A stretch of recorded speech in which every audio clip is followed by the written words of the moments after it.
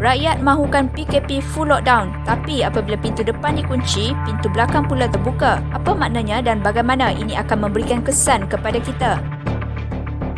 Selepas 3 kali PKP, kita masih belum belajar dari kesilapan lalu. Kini PKP yang keempat berlangsung dari 1 hingga 14 Jun 2021. PKP kali ini digelar total lockdown. Jangkaan kita pengumuman PKP ini akan jadi seperti PKP yang pertama dahulu. Kementerian Perdagangan Antarabangsa dan Industri atau MITI yang sebelum ini dipertanggungjawabkan untuk menapis syarikat yang perlu beroperasi di bawah 17 sektor keperluan tidak boleh lagi meluluskan surat sesuka hati dengan semudah membuat permohonan di laman web MITI. Rakyat disekat dari keluar daerah, tidak boleh keluar tanpa surat dari jam 8 pagi ke 8 malam dengan sekatan jalan raya dan perniagaan kecil-kecilan hanya boleh dibuka pada waktu yang singkat. Namun realitinya, kerajaan mahapakan kita dengan membuka banyak sektor ekonomi dan jumlah jangkitan di kilang terus menaik. Selang sehari, kerajaan telah mengubah keputusan untuk terus membenarkan MITI mengendalikan surat kebenaran bekerja. Natijahnya, hampir 100,000 syarikat dan 10 juta orang dibenarkan bekerja tidak seperti PKP pertama dahulu. Menteri Kanan pun kelihatan berputus asa dengan memuat naik hantaran "Saya sudah tutup pintu depan", tapi menggambarkan total lockdown ini bakal gagal kerana masih ramai rakyat Malaysia yang dibenarkan bergerak. Malah tindakan beliau sekadar mengeluh di media sosial juga seperti mahu lepas tangan. Kita boleh jangkakan angka jangkitan COVID-19